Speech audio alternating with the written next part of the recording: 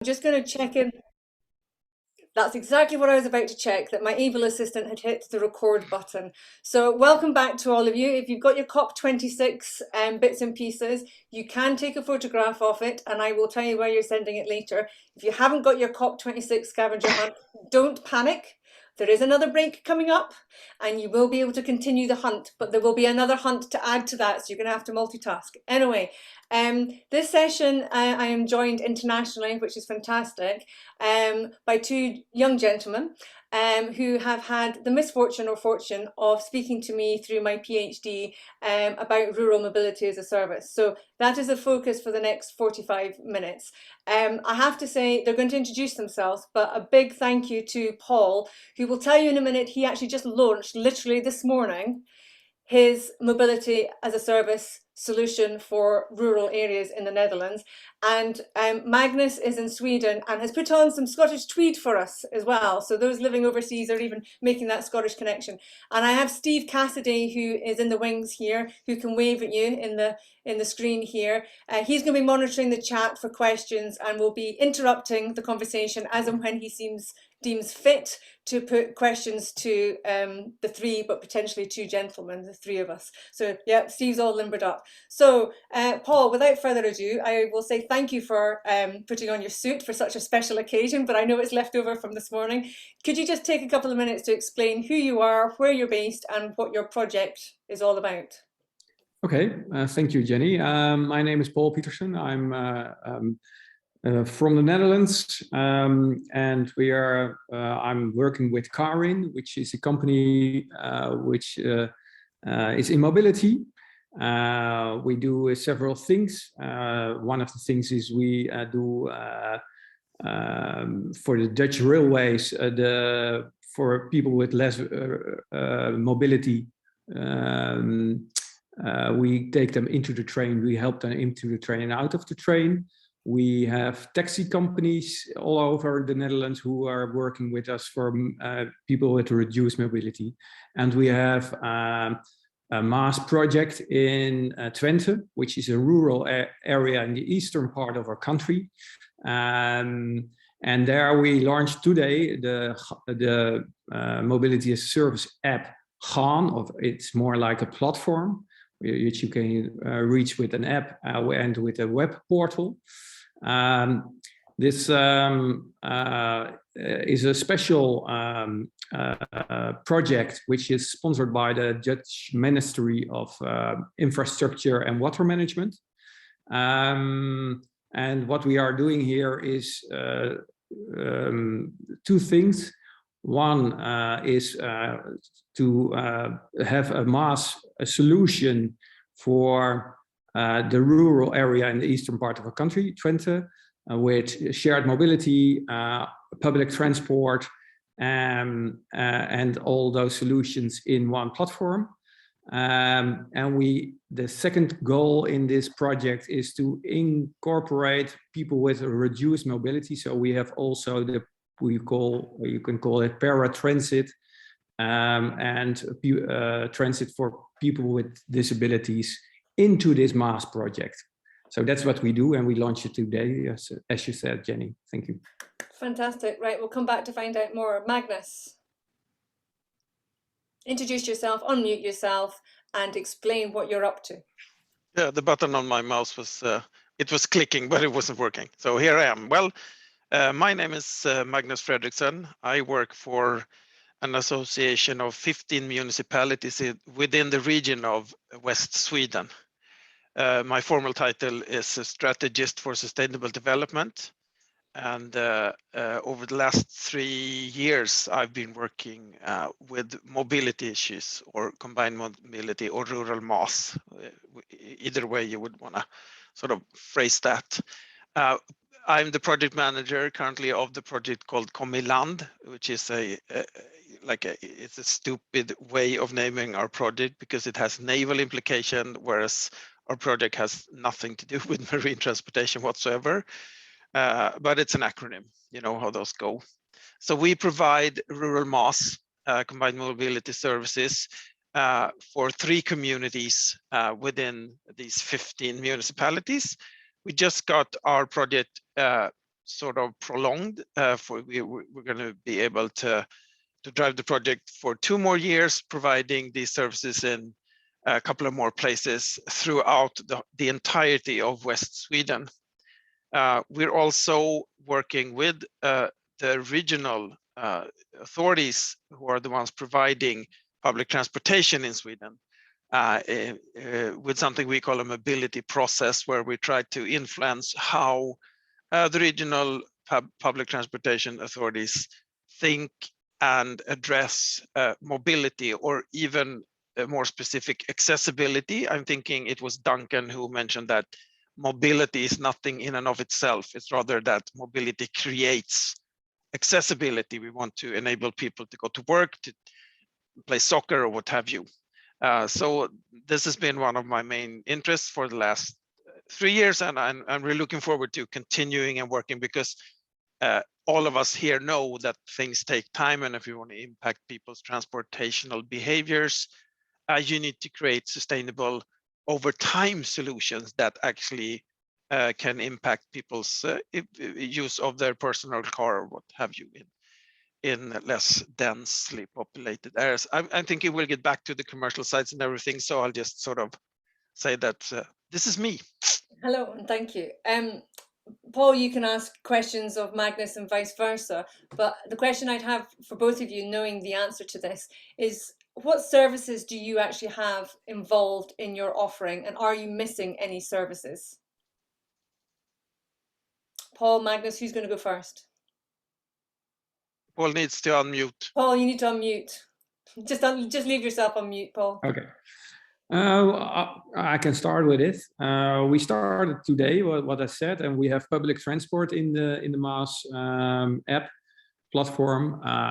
So we have all Dutch railways, all public transport, bus transportation, metro in the big cities, because we have a system in the Netherlands. If you have an API on one system, you can get all the transport tickets for the whole public transport in the Netherlands. So that's what we have. And we have shared bikes, shared car service, and shared scooter service. That's for the regular people. And then we have paratransport for people with a reduced mobility. And we have some sort of volunteer transportation also for people with reduced mobility and elderly. Which will come back to that, Magnus. Yeah, so I need to, I'm looking a bit that direction, because I have my list of services there, and I'm really terrible at remembering lists. So I need my little slide here. So we do 3 things. Okay, we provide a KomIland consultant, which is an AD when it comes to local mobilization. Someone before me also mentioned that local mobilization is important. We need to have some sort of local partnership with the community through some kind of facility. We really don't care that much, but there are different kinds. So we need that. So we work with local mobilization, and then we also work trying to bring service providers on board our technical platform. And so that's the third part, our technical platform. And we provide services through that, including billing. So every mobility service you use for a month, they will be sort of added up, and you'll get a monthly bill from us. So that's how that works. And we have some kind of multimodal travel planner. You can define you want to go from point A to point B, and we'll provide different options for you. You can buy tickets for the public transportation, and I'm guessing that the Netherlands are ahead of us. Even though we're a small country, we still don't have a standard for that, and we don't have standard APIs either for these kinds of services. So there's a lot of work going into this back end. But you can buy tickets for public transportation system for buses and trains. We have an on-demand solution called sort of Vicinity mobility. It's heavily clamped by it's only open specific times during the day. You cannot ride in peak traffic. You can't use it for commuting to work, for instance. But what we do provide is booking of these on-demand services through our technical platform, through the app, which is the first in Sweden also. All other people outside our 3 villages, they have to call a call center and book that kind of transportation. Then we have carpooling. You can either offer carpooling or request carpooling. We have a small sharing services called the Village Square, which is sort of a spin-off, because again, there is no there are no watertight walls between mobility services on the one hand and sharing economy on the other hand. So we provide little solution where people can actually share resources. My trailer, for instance, you can borrow that through this little Village Square function. And there are other things there. You can book a taxi cab, obviously, if they're available. Again, in some of the rural areas, there are no taxis available. So it's not an option, but technically it's possible. There is a Swedish sort of standardized system of buying tickets, which is not super well implemented, but we provide that. So you can actually buy your first, the bus ticket, and then a national train ticket, and then a subway ticket in Stockholm. You can do that through our app. Not super fancy, but it's still feasible. We provide also carpooling with several stops. So if you're, for instance, planning to go to church on Sunday, you can say, I'm going to church, and we provide, we've been able to provide small minibuses, 7-seaters, and then you could use those. So you could say, I'm going to church on Sunday, who wants to come along? And several people could say, we'd like to come along, and then you get guidance, driving, navigating, picking people up, going to church, and then going back home again with them. We've been able to provide electrical bicycles with remotely controlled key lockers through our technical platform. It's working really well. We have the village bus, which is this 7-seater again, that we've been able to provide free of charge because we had rather gracious funding from national innovation authorities as well as the regional authority here. We can't provide those free of charge anymore, so we need to know that we have income to be able to provide them now. And then the last one is that we have a car sharing function, which is basically an insurance solution through a third-party vendor where you can rent your neighbor's car, and if you crash it or if something happens, the system will step up and take care of it for you. So you'll get a new car rather quickly to sort of remove the hassle. And also, again, the fee for renting your neighbor's car is included in your monthly bills, and we will make sure that your neighbor gets the money. I'm sure there's going to be many questions in the chat to both of you about how you are charging the user for the services or not. I know that I asked you both the question about the role of the school bus, and there'll be some people sitting there going, where does the school bus fit into this? I know the answer in the Netherlands. Paul, how does the school bus fit into this? The school bus, yeah, that's something we for people with no disabilities. There is no school bus. Oh. The school bus is only for people with mental or physical disabilities, or for people with learning problems, which you have to go to different schools which are out of the area. So for the rest, for the students, the pupils, school buses are not there in the Netherlands. They have to go to school with their bike, with their car of their parents, or with the public transport, the bus in the region. In comparison, Magnus? Oh, yeah.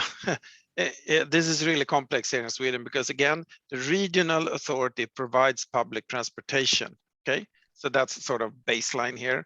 But then the municipalities provide the schools, at least up until upper secondary school, gymnasium in Swedish. So the municipalities also provide school buses.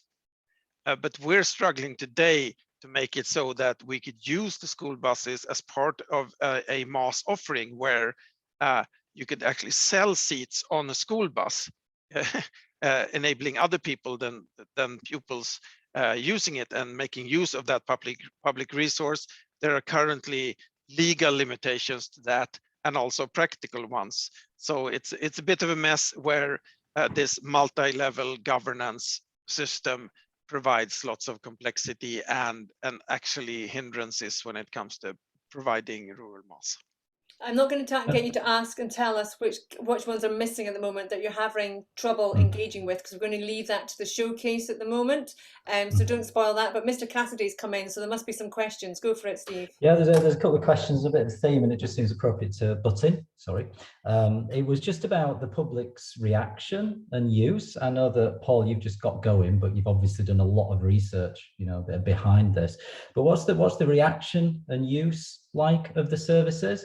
And also, sort of linking to something that, this is my question though, but linking to that, is the money to be made? And if so, can money then go back into rural services? And that's to pick up a point that Stephen made just about having a different business model. So really, usage, are you getting any, how are users reacting? The usage of the MaaS app right now, you're meaning, or that's the question I think. Yes, yes, that's right. But I know you've only just got started, but I wonder if with your research behind it, and then more for Magnus, because he's been going a bit longer, what the usage is. Yeah, this project, what we're doing, is started in 2020. We started to with this project, and when we wanted to launch in September last year in 2020. COVID came along and we had to stop this. So we started for the people with disabilities on the 16th of June of this year, 2021. And we know these people. And we started with 5,500 people. We wrote a letter. And we explained what Qarin, the MaaS app, was. Those are people, older people, older people, and people with disabilities. And from those 5,500, we have 900 downloads. We have 600 people who make a profile, and they gave us their billing credentials or the billing details. So that's quite a lot, I think. So that's what we are now. What we see is that they're booking the paratransit, which was their main transportation, and 15 till 20% of the bookings are now with public transport, and that's one of the objectives of this pilot, of this MaaS pilot, is to get the people with disabilities, with mobility disabilities, into accessible public transport. So to change from paratransit to public transport. So that's an amazing statistic. Can I just clarify that? So that's 15 to 20% of people who are booked paratransit are now using public transport, accessible public. Yeah, right, and cool. Steve, I'm going to get Paul to explain, because it's a really unique thing that for me, for MaaS, it doesn't matter if it's urban or rural, and Paul knows where I'm going with this. It's about the trust in the journey that you're doing. So what Paul has implemented is volunteers helping to, and I'll let Paul explain this more fully, and how he's using text messaging and other communication to build that trust for people to make that change. And this is a key part of what, for me, MaaS is about. You can offer all you want to offer, but people have to have the trust in taking that journey. So Paul, do you want to explain that, the bit that's behind that, and also the costings, if that's allowed to be shared, or if it's sensitive, that's fine, of how much it would be saved by actually changing their mode of transport? Yeah. What we do, this particular group of people, we have a customer journey for them. So what I said, we wrote a letter with the municipalities to 5,500 people with disabilities who were already in the paratransit. And we explained what we were doing. We gave them the opportunity to go to municipalities or to gatherings and show them how the app works. And we had a help desk who could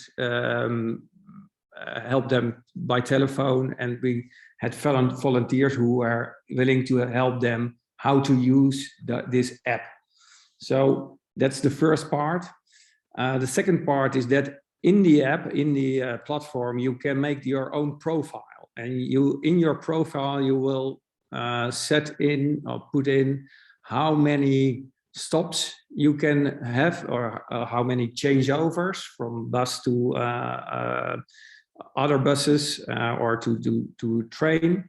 So you can say, okay, I want to have 1 change or 2 change maximum.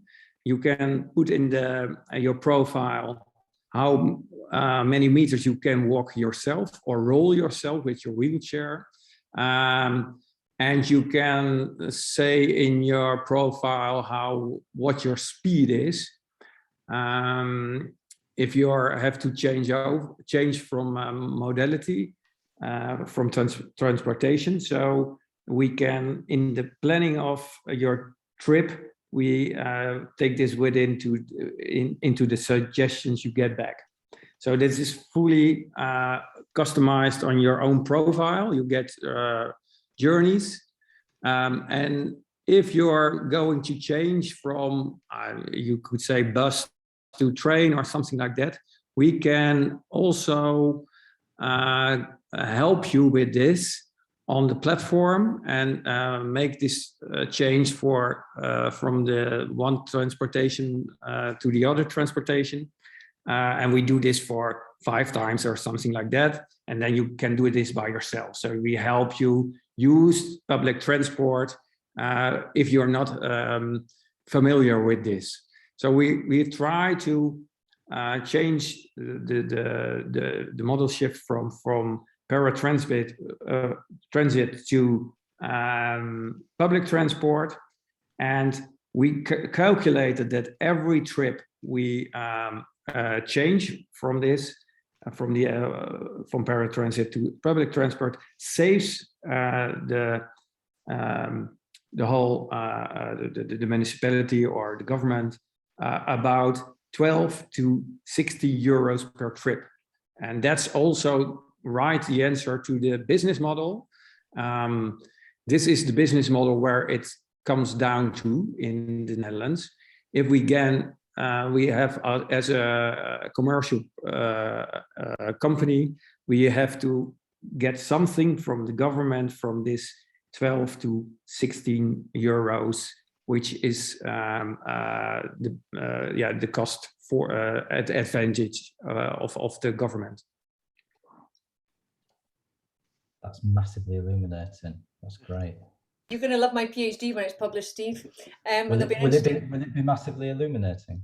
It'll be illuminating because the gentlemen and ladies that have contributed has been very insightful. But Magnus, on that point of commercialities, because you've been going that bit longer, and business models, and I hate the word business models because it's actually about how do you make rural mobility work, and it's not necessarily about investing $1 or €1 to get $1 euro back. There's societal advantages to it as well.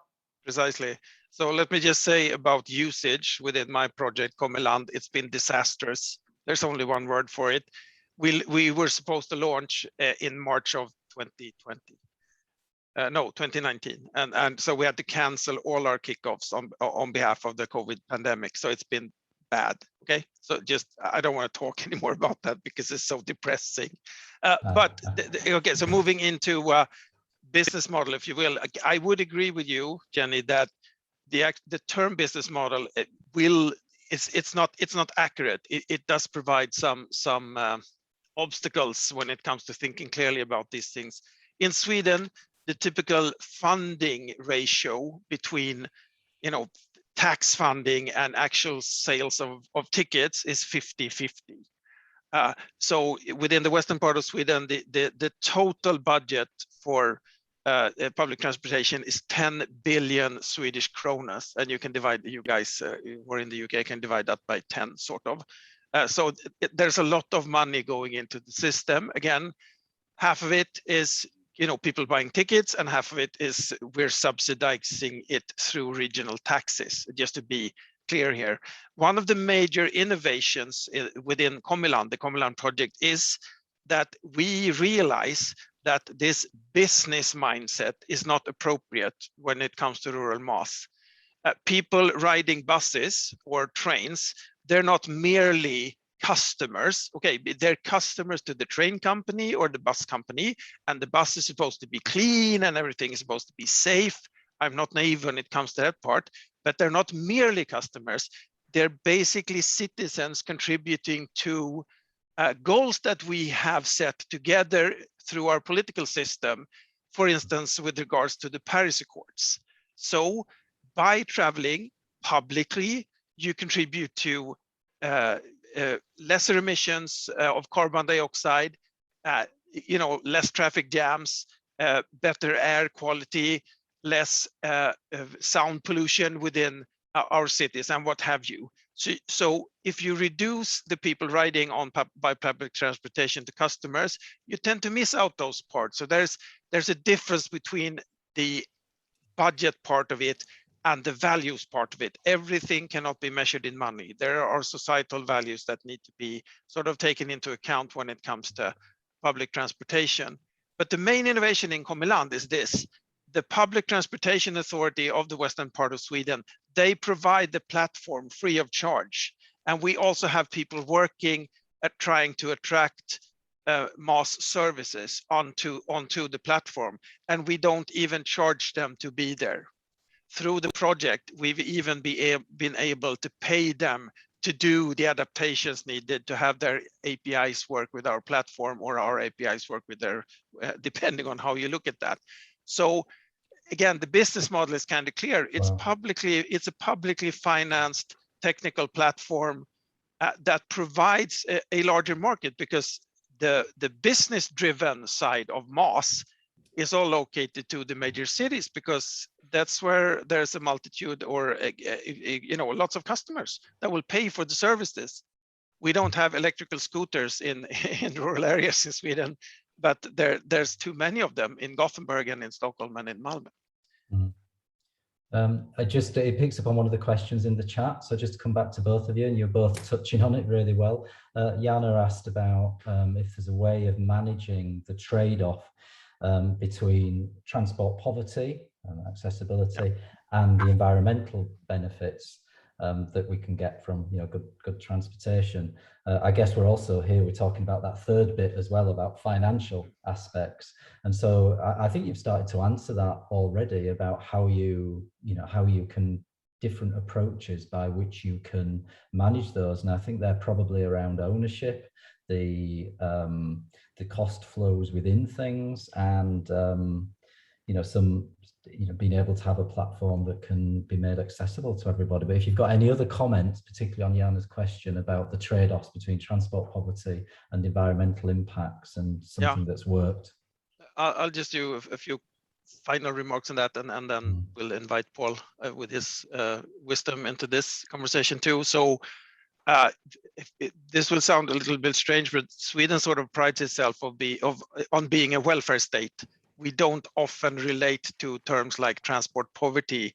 First time I ever encountered that was meeting a Scottish researcher doing some work with a Swedish researcher friend of mine, and I was kind of flabbergasted by it. And I've been thinking a lot about it, because KomIland is based, it's not an environmental project, it's not a sustainability project, it's a accessibility project.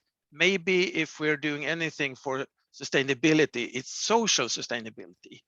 So we have not surveyed trade-offs between, you know, ecological, what do you call it, carbon footprint and transport poverty. We know for sure that people from less fortunate circumstances or other socioeconomical groups, they have a smaller carbon footprint. It's better to live in the countryside and don't have a car. And because I have a car and I drive all the time, it's stupid. Okay, my car runs on biomethane. My next car is probably going to be an EV, but still I drive. And people who can drive, and in Sweden, people afford cars and they afford to drive. And when we've done surveys with our villages and we've asked them, why do you not use the KomIland services? Why is the usage so low? Okay, so obviously COVID, but also bluntly said, we have cars. We don't need your stuff. The car is so convenient. So there's a trade-off here, but we don't often relate to transport. I know that it exists, but we don't often relate to that, and we haven't surveyed that in our project. Paul, go for it. The floor is yours. Yeah, okay. I think if we in the Netherlands, I think that it's the same as in Sweden. Everybody in the countryside has cars, 1 or 2, and getting those people out of their cars is one of the reasons for this rural MaaS project, or this MaaS project. And what we see is that we need to get them with this last mile solution to the public transport. And those last mile solutions are electrical bikes, e-scooters, and transport on demand solutions like the paratransit, which is also, like Magnus said, in Sweden. It's in the Netherlands. In Sweden they do with the same transportations of the same vehicles as pupil transport.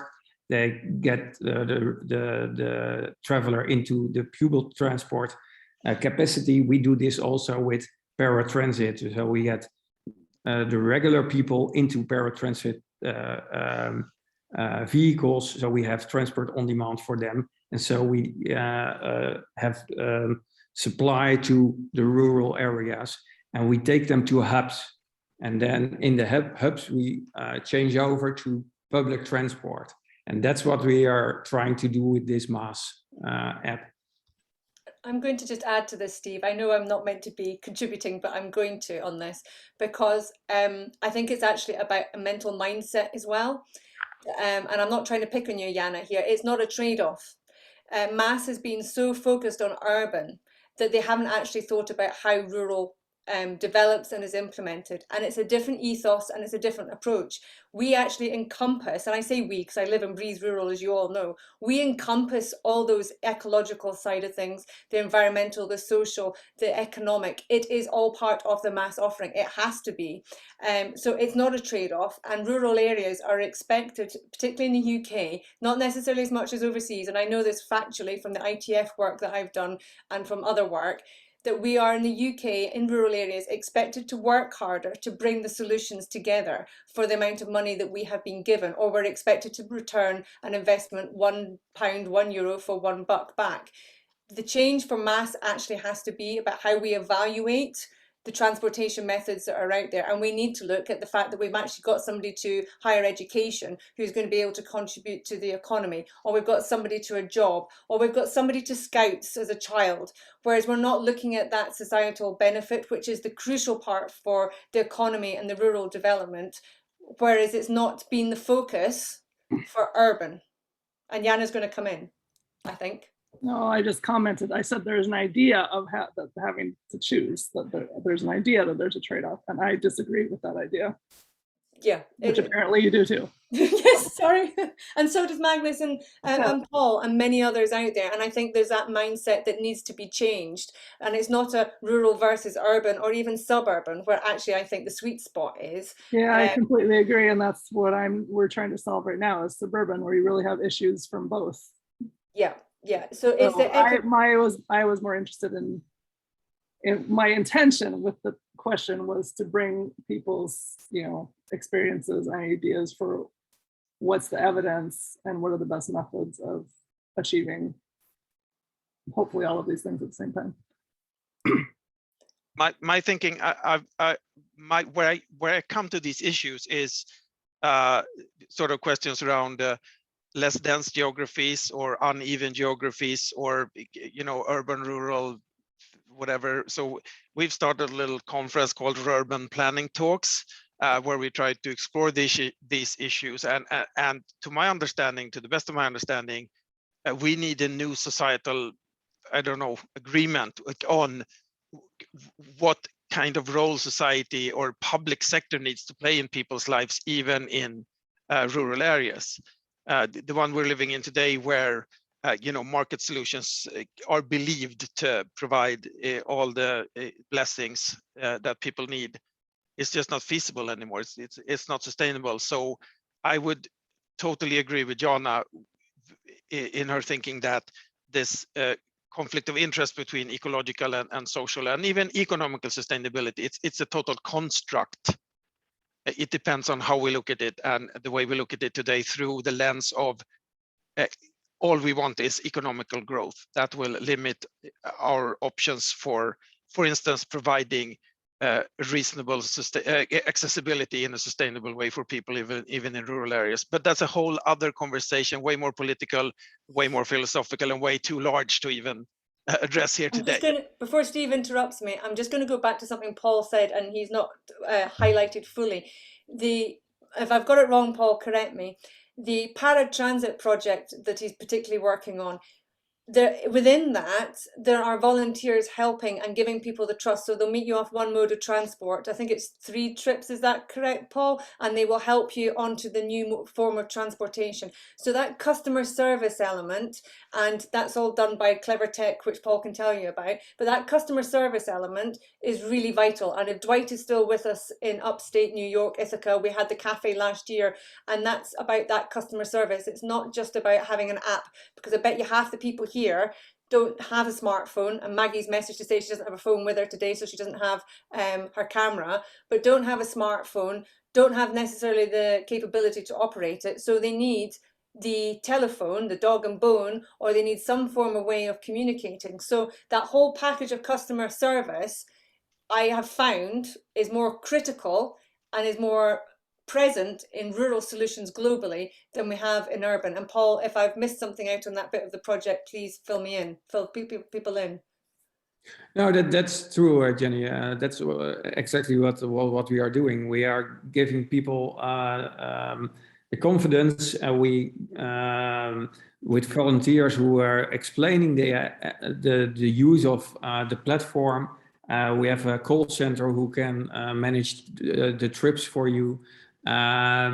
So we help them all the way, and within this we have to have a change of behavior, and also that is how we do this is with the simple things like price incentives to get the chef done, but also by helping people, by giving information of the possibilities there are in the area to make their trips. So in all sorts of ways, we are trying to help people with information, but also within their trip to get this behavioral change. And we help them, what you said, 3 to 5 times to make the trip. And we, even if it's necessary, we go along with somebody from A to B the first or the second time. We pick them up at home and we say, you have to do this and you have to do that. And one of the things we are planning to have in the app is that the app will say into the public transport, okay, next stop, you have to go out, and that it will pop up in your screen or whatever. So we try to do this technically, but also with people, volunteers who are helping you use all kinds of transportation. I think I'm going to throw something to the chat box, if I may. I'd be really interested to hear if people here, whether you're in Scotland, the UK, or overseas, like what you're hearing, and that's actually what you want and need. Because as Steve and the guys know, I quite often say that we might be creating technology and solutions that isn't actually wanted or needed. What I will say is, and this is highlighted by both these projects, is that we discover the mobility gaps, and we discover where people, by doing these projects, where people want to go and where they can't get to and where the barriers are. And I'm looking for the guys to be nodding their heads on this, because it has highlighted their work, what needs to be put into place for particularly rural and regional development. So that's a bonus for me for what MaaS can offer. And these two gentlemen, if they're able to stay for the showcase in just about an hour, will tell you that there are gaps in their solutions, that they are looking for particular providers, which we take for granted in rural areas in UK and Scotland, but both in the Netherlands and in Sweden, they can't get engagement for. So that's really useful and insightful. But yeah, that's my contribution to that thought. Steve, anything else in the chat box? But I think people in the chat could say whether they like the idea of this or not. I think that's a good idea. There's lots of comments about being able to have something to integrate in the first place. And there's comments about having a state-owned service, what happened to post buses. And I think that whole discussion about, you know, the construct is something for you to obviously talk about when you see our government next week. So enjoy that. Yeah, joys of joys. I see Andy's put the comment here, tech is only the enabler to MaaS, and I would agree with this. And tech has actually probably been one of the biggest challenges, I would say, from Paul and Magnus as well, when it comes to integration. So when people use the term API, for those that aren't familiar, it's about integrating these resources and solutions such as bus and train. They have to technically speak to one another, and that API. And in Paul, in the Netherlands, they've actually created a standard, haven't they? Yeah, we have a creating standard that we call it the TOMP API, Transport Operator MaaS Provider API. And that means that we, as a MaaS provider in this, we have a standardization of the API, and all transport operators who have implemented TOMP, this API, we can put them into our MaaS app, because there are different kinds of MaaS apps in the Netherlands. So they can supply their supply to every MaaS app with this standardized TOMP API. So it's fairly simple to connect to transport operators. And in Sweden, how do we do it? Oh, there is an assignment from the Swedish government to create a Swedish standard for APIs, if you will, and this is going to be happening even in the beginning of 2022.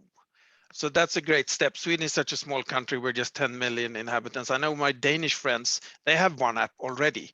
They just said, you know, the government just mandates you need to use this app to sell tickets, and then they just do it. So that would be a great step, because digitalization provides possibilities of aggregation without linear cost increase. So we can sort of create shortcuts or cut corners when it comes to business models through digitalization. I am thinking we're just now beginning to realize the potential here.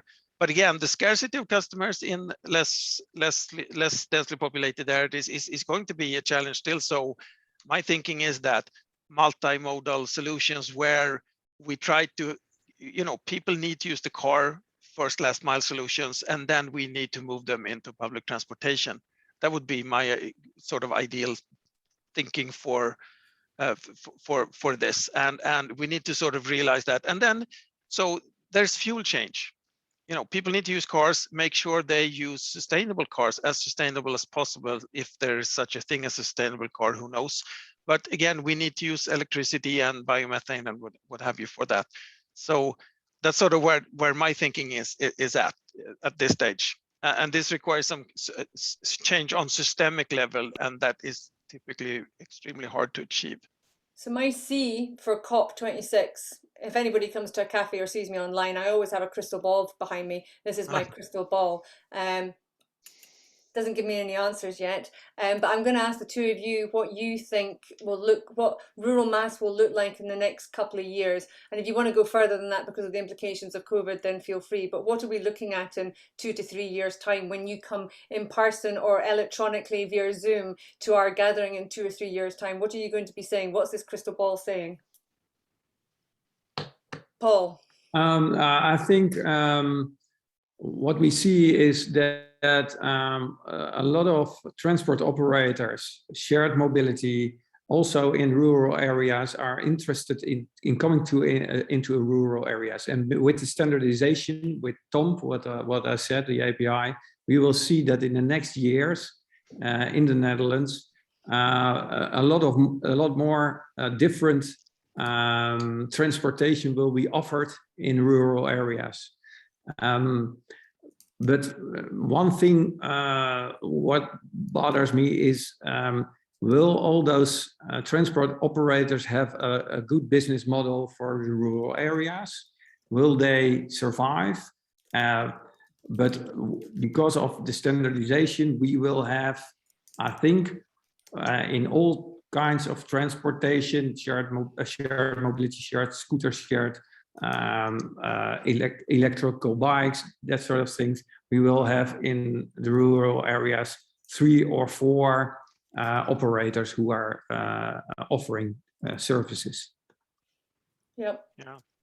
Okay, so my forecast would be that in 3 years' time, the regional authority will have realized and implemented policy towards providing a more multifaceted toolbox for public transportation that includes rural MaaS in the areas where, you know, driving empty buses isn't good for anyone. It's expensive and it's not good for the environment. So that is my sort of dream. I don't think that we will have achieved this on a national level, but my own personal hopes and dreams are related to the western part of Sweden, our region. They have been very gracious, providing us, the KomIland people, the KomIland team, you know, we've been able to try this stuff out, and I'm kind of convinced that we can make it happen. It's a the cost associated with this is very small. And again, what needs to happen is that the business model, and I'm not sure that it's sufficient, but one key step is that the regional authority actually provides the platform, that is, finances it. We can procure it. They don't have to own it. I don't care. But they need to finance it so that the actual service providers can present their services, provide their services through the platform at a very low cost that is lowering thresholds for market introduction, and then providing a wider market with different types of geographies.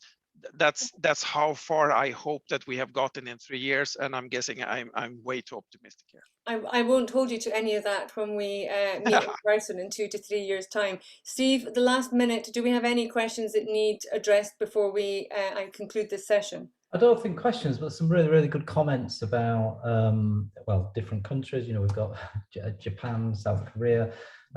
We've got a lot of discussion about public ownership, and you know, which goes back to our last discussion of a range of different things, including sort of digital infrastructure, which links back to Magnus and, you know, a public owned MaaS platform. We've had comments about the role of technology as like MaaS. You know, it should just be there as an enabler. It's not all about an app. And as someone, I think it was Alistair, said, you know, people want integrated transport. You know, they don't want MaaS in inverted commas. And I know the deliberative research that was sponsored by UK government recently, you know, they said that they struggled to, in the research, get over the concept of mobility as a service, and I completely understand why.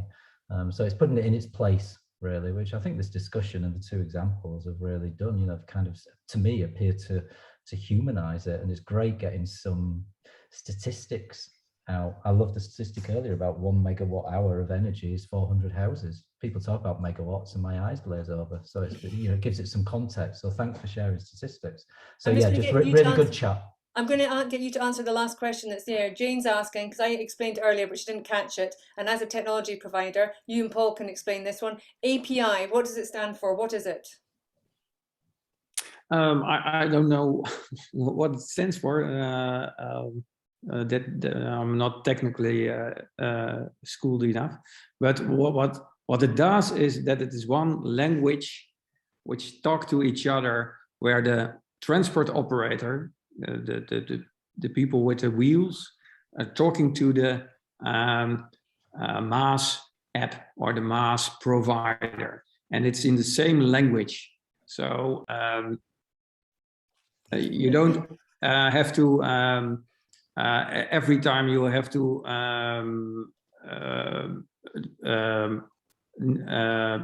talk to each other, the both parties, how we connect to each other, because we know because it's one script which is put together technically. Thank you. And I think there's some links there in the chat. So I have to say thank you to my two contributors and to my assistant, Steve, on this as well for your time. And I think genuinely there's a cafe here in talking about rural MaaS and bringing you guys in and others as well. So thank you very much for that. And Magnus did a very good link there, because the next session is going to be talking about decarbonisation. So you'll be glad to hear you won't hear from me for a while. But guess what, people?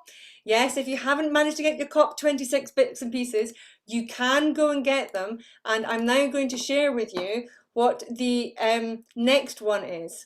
Okay, so we have this break and one other, so you can collect COP26 in this. I want you to go and find an item that you've owned, if you're in your own house, since you were 16. And for me, that was some while ago, and for others, it might be more recent. Find an item that can be used to defend yourself during a zombie, oh, I can't say it, I'm now too tired, I now need gin. Yes, I know, Jane, you're saying it for me, the joys of being dyslexic. Find your most unique transport-related item, and I think John Yellowlees might come up with the most appropriate one. And if you can, if you've got a camera, sorry Maggie, I know you don't, take a photo of your view. And what I've put here is we have created our own email address, okay? So SRITC@ruralmobility.scot, and I've got a bit of a plea for you, and I'll say this again later on. We seem to be landing in people's spam very regularly, and you're not hearing from us. So can you please put SRITC@ruralmobility.scot in your safe senders, and also my email address that's been coming, and I'll give you loads of other email addresses to do, well, not loads, mine and Alex's, in your safe senders, because people have been saying we haven't got Zoom links for this, that and the other, and we haven't heard from you, including Artemis, who hadn't had the last 20 emails, and some firewall had stopped us getting through. So please, can you add us to our your safe sender and upload your pictures of COP26 and of your zombie. Jane, you can say the word for me, and bring that back in the next 10 minutes, so about 3:10, and we will then kick off talking about decarbonisation. But thank you very much for our speakers just now, and I'll leave this on the screen for you. Apocalypse. Thank you.